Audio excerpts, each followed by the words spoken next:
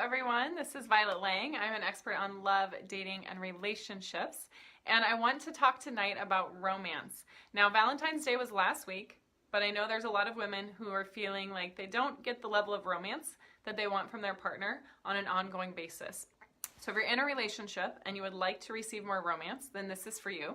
And if you're not in a relationship, but you would also like to receive more romance, more thoughtful gestures, more chivalry, more enjoying the moment, more feeling like the goddess and queen that you are, then this is also for you. Because in many ways, we have forgotten the art of romance. And it's not just men, because yes, men, we want to romance us and we want to be chivalrous, but it's also us as women. We've lost the art of inspiring great romance and inspiring these romantic gestures. And if you think about, back in the day, let's say Romeo and Juliet, if Romeo is coming to Juliet's balcony, Juliet would not have been like checking her watch and be like, why aren't you here yet? Or what took you so long? Or you only sung one song? Like, what about the other songs? I think as women, we're so used to meeting our own needs. We've become so good at meeting our own needs that when someone else tries to meet them, we have a lot of input. We have a lot of feedback, and we have sometimes a lot of consternation about why didn't it happen this way, or what about this? It's almost like we're so scared of receiving someone else meeting our needs because we can't control it, that we want to push away that love and that romance and that passion that's there, that wants to be expressed, but that we're not in a place of receiving, and we're not in a place of allowing. So if you have ever felt like you accidentally pushed away a good guy, raise your hand, raise both your hands. I've done that too.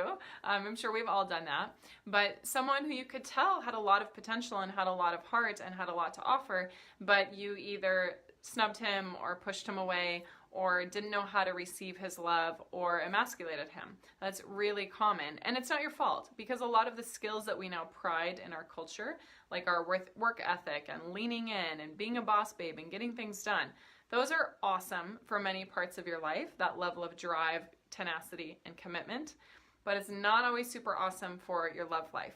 So this is actually a big problem, because when we don't have passion and when we don't have romance in our love life, it can start to feel super flat, like we're just roommates, or we're just passing by, or it's just another person to text with when we feel bored, or just another person to send a funny meme.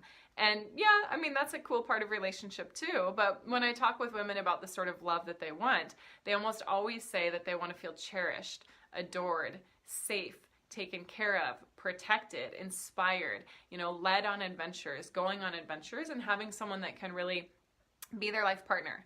So if you want to inspire more romance, which most people do, it's not happening actually in a direct way. It's rarely by saying, you should romance me more. How come you never buy me flowers? Or, you only took us to this restaurant and not to that restaurant. That is normally killing romance, because one of the biggest killers of romance is judgment.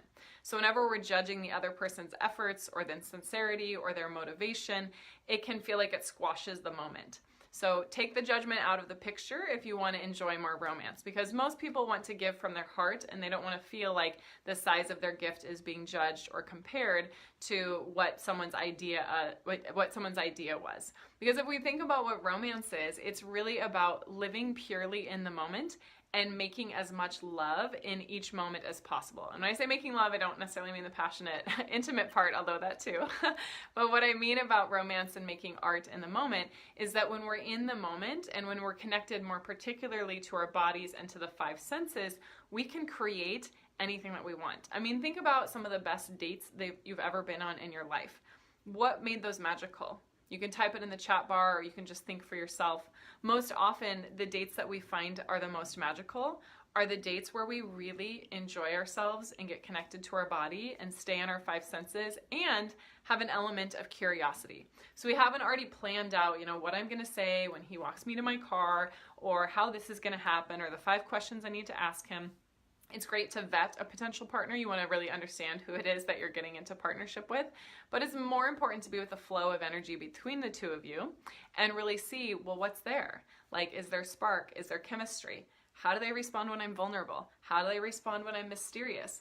How do they respond when I don't say anything at all and we're just enjoying the moment together?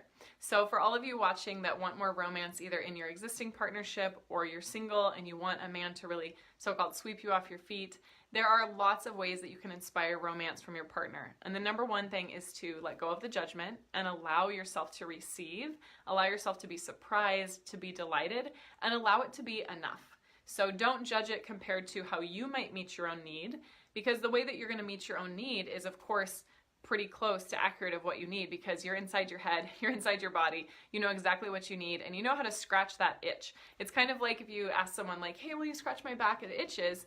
You would know exactly where that was if you could reach it, but they don't know, so you're going to have to give them a little bit of feedback. Feedback does not look like comparison. Feedback looks like communication verbally and non-verbally of what feels good and what doesn't feel good, without having to add a lot of words, because no one, especially the masculine, wants to be controlled. So the way that you can let go of the judgment is to come back into your body, into your heart, and into your pleasure. So most of us, if you think about the things that we find romantic, are deeply pleasurable, like hello, roses, chocolates, walk on the beach, surprise dinners, candlelit lovemaking. Like, these are things that are in the five senses and in our body's ability to receive pleasure.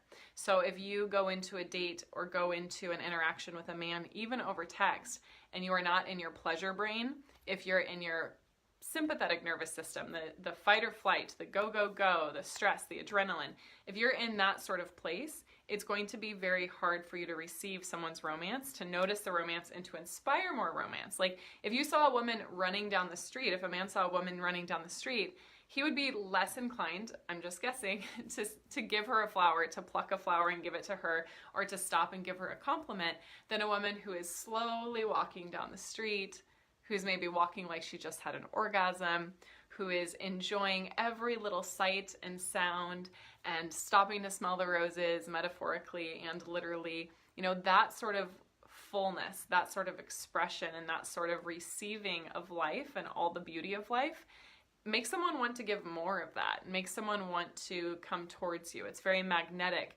when a woman is in her pleasure and when she has a sense of fullness and satisfaction as is. If someone is never satisfied, it might be entertaining, at least for a little while, to try to fill their well, to try to help them feel more satisfied. But 99.9% of the time, it's much more satisfying when a man can see, oh, that woman is happy. I don't have to make her happy. She's already happy. Ooh, I want to add to her happiness. How can I make her more happy? Like, what else would delight and surprise her? And then it becomes really fun because there's no codependency there, that your survival is based on him making you happy.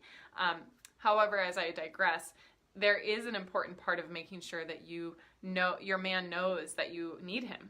And it's not a need as in like you're going to die without him, but sometimes bringing that level of neediness in like a heart-based and body-based devotional craving sort of way can inspire the masculine to move mountains. Like, if you think about all the tales of Cleopatra and queens and other people who inspired such acts of bravery from the masculine, it's typically because there was a great deal of questing.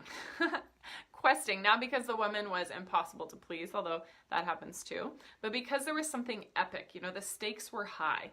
Like, right now in romance, the stakes are not high. Like, everyone has lots of dating apps, dating profiles, you know, people that they can connect with, exes that they can talk to. The stakes are really low because it seems like there's such an abundance of people to interact with. But if you can think about raising the stakes in a healthy way, then it can really enliven the moment. So raising the stakes might mean putting more thought into how you dress and adorn yourself. Raising the stakes might be opening your heart and sharing some of your deepest truths without apology. You know, raising the stakes might also be being a little mysterious, being a little provocative, or taking some space and some time for yourself. So when there's no energy, there's no connection. And if you've ever, hi Misha, and hi Rachel, and hi Nicole, if you've ever wondered why a relationship maybe is not going to the place that you want it to, you've got to shift the energy. You've got to add more vitality, or add more seduction, or add more mystery, or just add more connection, more vulnerability, more heart-based connection. So there's infinite opportunities for romance.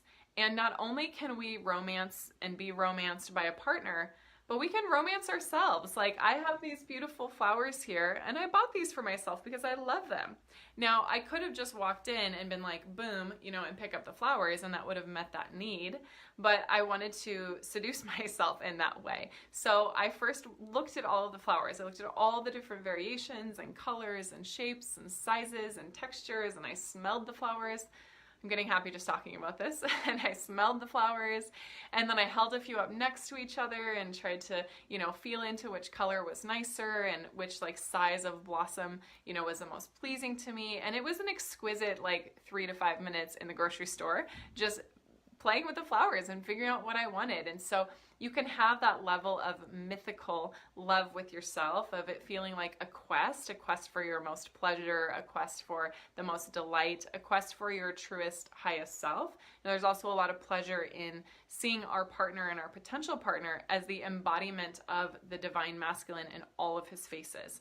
If I'm ever feeling that I'm being critical of Jason or that I'm not getting what I need in quotations, the fastest route is to remember that he is, to me, the embodiment of the divine masculine in all faces of masculinity.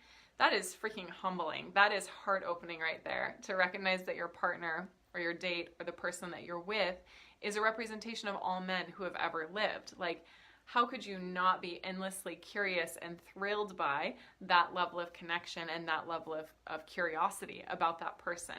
But too often we try to create the curiosity just through words instead of creating the curiosity through energy, through magnetism, through vibration, through different archetypes, and through allowing a partner to romance us. And thank you, Misha, for sharing that she's practicing the mystery right now. Nicole gifts herself flowers all the time. And yes, I love doing that. I love the pleasure of it.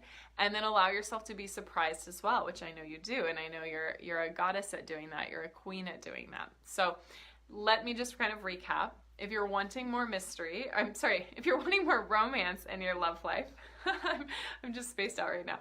If you're wanting more romance in your love life, first thing to do is remove the judgment and allow yourself to receive and allow yourself to be romanced. You know, that's the number one thing. Secondly, get into your body, which means your feminine pleasure body and your parasympathetic nervous system, the relaxation response, the part of you that slows down and takes more space and is totally connected to your 5 senses, because that's the channel by which we typically receive romance, is through the 5 senses and through opening our heart. And then the last thing is raising the stakes. Raise the stakes. It doesn't have to be so boring. It doesn't have to be so, what'd you do today? Good, fine, hi, how are you, blah. You know, that loses energy really quickly. So you can raise the stakes by bringing different energy, embodying different feminine archetypes, adding mystery, adding devotion, adding vulnerability, and being infinitely curious, seeing your partner and your potential partner as a representation of the divine masculine in all of his faces and all of his sizes and all of his embodiments. And that's really a gift to see your partner in that way. And then, of course, for him to see you in that way, for him to see your beauty that's timeless in all of the different ways that you change and move and flow.